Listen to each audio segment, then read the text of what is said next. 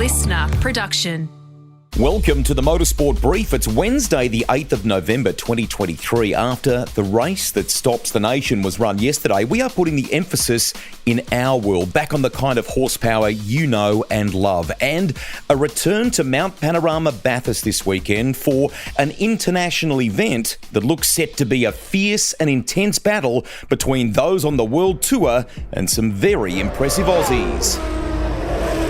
Hi everybody, Rusty here with you for another edition of the Garage Shortcast, the Motorsport Brief. In recent days, we released Jason and Ben Bargwanna in a fantastic roundtable feature chat recorded in a motorhome with the 2000 Bathurst winner and his son, who upstaged the internationals to take pole position at Race Sydney during the first stop on the Aussie leg of the TCR World Tour. It was a very impressive performance. Unfortunately, turbo trouble and some other heartbreak meant it wasn't a great race weekend for Ben. Fun chat that one though, and we have had some nice feedback on it. Thank you.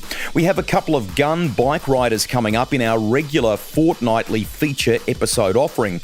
Keep an eye out for notifications on Gary McCoy, which many of you have been asking for, and Marty Craggle. Two separate long-form convos. Marty's crash at Phillip Island still makes me wince, and he opens up on it in detail and how mentally tough it was to come back. Today I'm joined by one of the star-studded cast that have come to Australia for the TCR World Tour. He's a race winner in the British Touring Car Championship. He's tackled the Bathurst 12-hour before, and he can't wait to get back to the mountain this weekend. He's a former world champion in touring car racing and now finds himself right in the game for top honours in the 2023 TCR World Tour.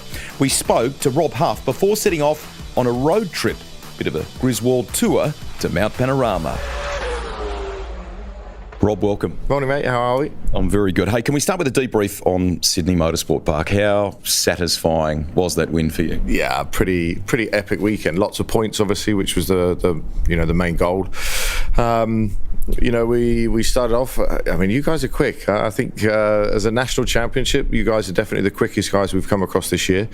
I think track knowledge played a huge part in the proceedings of the weekend. I was very lucky that I managed to get out in a ute before the weekend and had some laps with the championship winner from this year, Borgie. So that was brilliant. He definitely helped us out a lot. And yeah, I mean, the team we just kept working away over the weekend, just chipping away. We had some problems early on in the weekend with some dampers.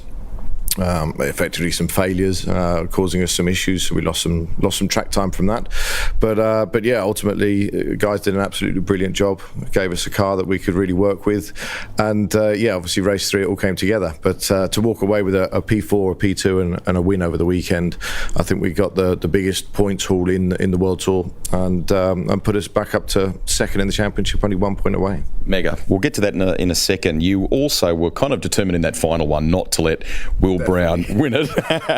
What kind of little things did you observe about him, both in and out of the car for that matter, and perhaps even what Melbourne Performance Centre were doing with their Audi? Yeah, I mean, ultimately, we're all in the Audi family team together. We're not fighting against each other.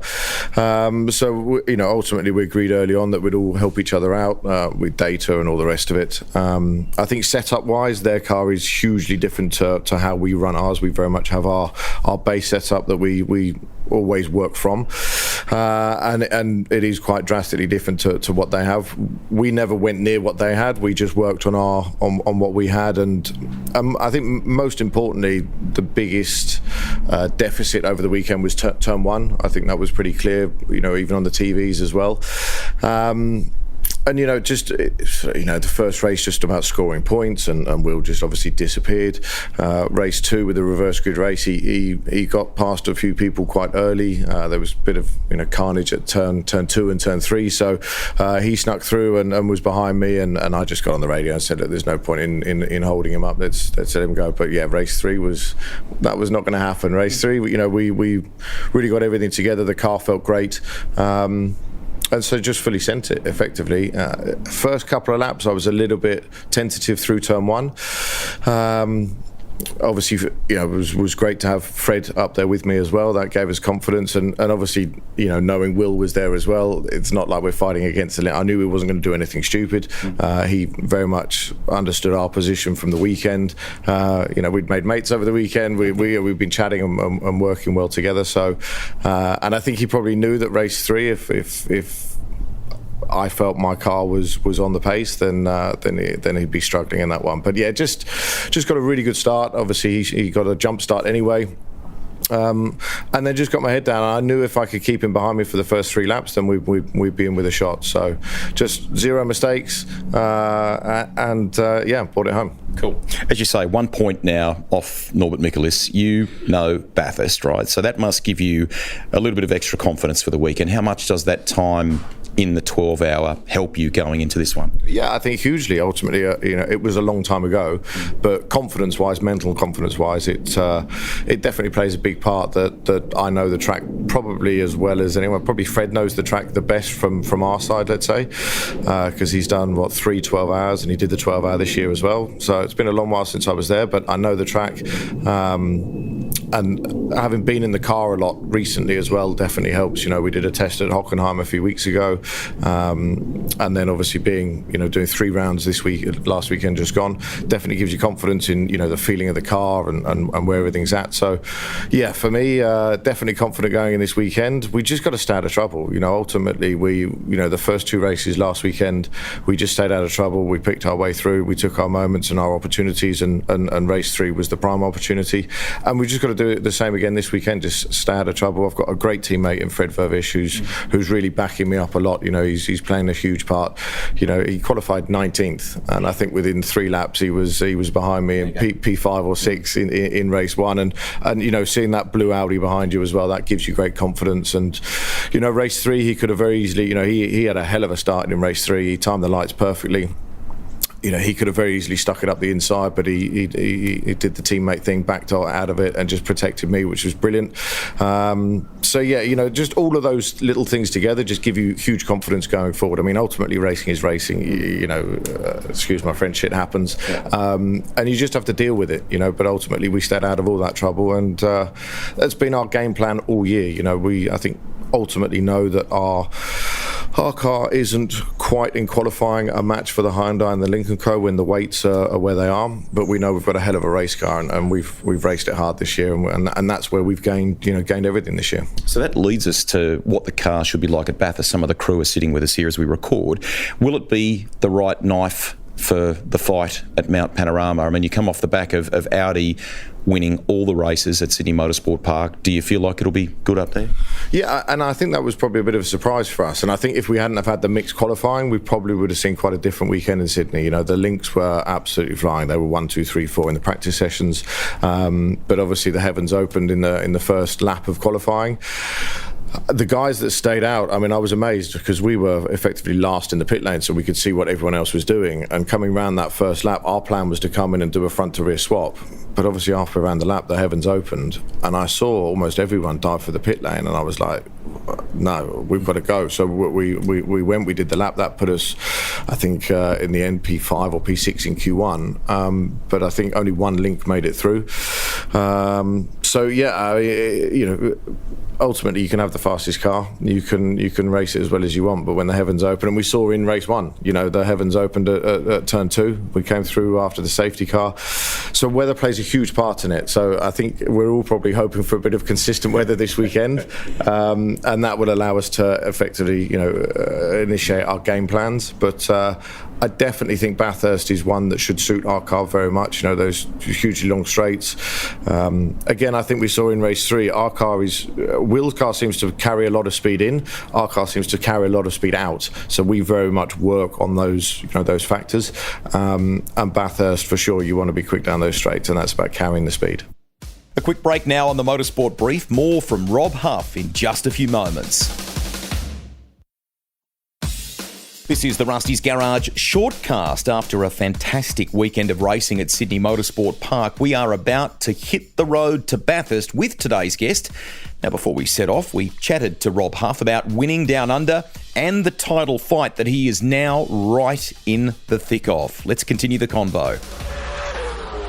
bit of chat about driving standards. Jan Aleshay wasn't all that happy with some of the Aussies. Will Brown, I think, has had a really well-rounded take on social media. He said stuff like disrespectful but completely awesome at the same time. What's your view? Does it need to be addressed at an official level, or in your mind, because I sense you're like racer's racer, is it just get on with it? I mean, the only thing for me is that, you know, people are sensible in this. You know, we've got extra cars coming to the last races for manufacturers. And that's the only thing that really, you know, winds me up a bit is we don't need other people to get involved. I think that's unfair. Us guys, we've been battling this out all year. Just let the same guys battle it out and finish it off. I think, you know, when you're young and perhaps a little bit frustrated, it's easy to blame this, that, and the other. You know, you have to accept this year in our championship, we've had 20 years of, let's say, you know, roughly going to the same tracks, having the same stewards, having the same marshals, all the rest of it. You know, this year we're coming to join your national championships all around the world. You have to expect different decisions on different problems that happen on track. So consistency is always going to be inconsistent, because ultimately you will see an incident differently to how I will see an incident. And, you know, and although the rule book, let's say, is the same, it's not the same because you guys have different rules over here. You know, the weaving behind the safety car, the 5-second jump starts, we'd get drive-through penalties for that. The weaving behind the safety car, we're good with that. You know, so, you know, you have to accept that there are these little things. Ultimately, at the weekend, Jan, he weaved behind the safety car, so did Mikkel. They both got 5-second penalties for that. You know, and these are just the little things you just have to be a bit tricky as a driver to be switched on to. I mean, yeah, ultimately there was a lot of carnage at the weekend, but I think that's probably also because your guys stepped the level up massively, and your national guys are the fastest guys we've come across this year, so they were in the mix. You know, in South America, we were everywhere we've been basically the top 9 on the grid. Oh, yeah. This weekend that was completely turned upside down, and of course no one, you know, we as drivers, we only like to see people we recognise. You know, who's this guy in the green Audi who's coming, you know, and coming hard as well. So, you know, that will upset, you know, the princesses as well. Okay, that's a huge endorsement for our series, mate. Thank you. It sort of leads me here to Will Brown, right? So domestically here, he's off to a plum drive with Triple Eight next year in supercars. You've observed him and what he's like to race against. You've talked about that already. If he could find the time within, and if Triple Eight allowed him to do it, should he come and do a few more of these world events based on the Will Brown you've seen so far? Yeah, I mean, I have to say, I don't really like Will that much. He's hard to like, you know, because he's a really nice bloke out the car, he's a really nice bloke in the car, and he's bloody quick as well. So no, we don't like people like Will very much. So no, Will can stay here. He's welcome to his V8. I mean, you know, ultimately, what a guy, you know, to pitch up. And, you know, we spoke earlier, or the commentators spoke earlier in the weekend that you know, only one other driver has come and won a race. Yeah, but not in the way that Will, you know, approached the weekend. You know, he was there or thereabouts all weekend. He was P2 on the grid to Ben. Obviously, Ben did a hell of a job in qualifying. He was the one who gambled the most, and it definitely paid off for him. But yeah, I mean, I think if Will could learn to get the thing off the line, it'd be seriously dangerous. Okay. Many people listening in Australia and New Zealand are very familiar with supercars, right? But I think this is arguably now a situation where they are more aware of TCR and just how good it can be when we've got fields like this, quality of competition, as you've described. What is it about this code for you, and just how hard has it been to win races this year? Yeah, tremendously hard. You know, ultimately, the great thing about you know, the TCR platform is ultimately the cars are pretty much the same, and they all have their strengths, they all have their weaknesses. Now that can be qualifying, it can be wet, it can be dry, it can be, you know, long races, short tracks, long tracks.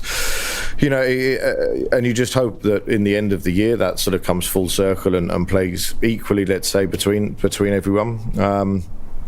But just the you know, the talent we have on the grid, the drivers, you know, the names as we've spoken about all weekend. And just to, for I was speaking to Ben yesterday, and he said, if he has to finish racing tomorrow, he can accept that because he's raced at Spa. Yeah. For him to be able to go to Spa, that's like us coming to Bathurst. So for us, we're making huge ticks off our drivers, and teams list this weekend for sure. But it's a tough championship. It really is tough because there's so many things that are out of your hands as well. We have our BOP, but then you have the compensation weight that we have to think of, and of course that's going to have shifted massively for this weekend as well. Paul Ben's going to take 40 from qualifying, even though he had a tragic weekend in the races, which is going to seriously hurt him around there. And we know that's effectively a weak spot for our car, so we've worked really hard this year to make sure we've received as little weight from qualifying as possible. We know the strength of our car is racing, so if we've got a light car, we can go racing, and we know we can turn those results around, like I did in Budapest, 13th to 2nd, like Fred did from 19th to 5th or whatever it was this weekend. We know we can do that. Purists would kind of appreciate all things race cars. Those that are listening to the podcast here, they might only have 350 horsepower, but the racing's really intense. What would a naysayer that might like muscle cars? What would you say to that person about TCR and why it's been so enjoyable for you? I mean, I think obviously the European spec of touring car has been massively different to what any of you guys have really seen before in the past.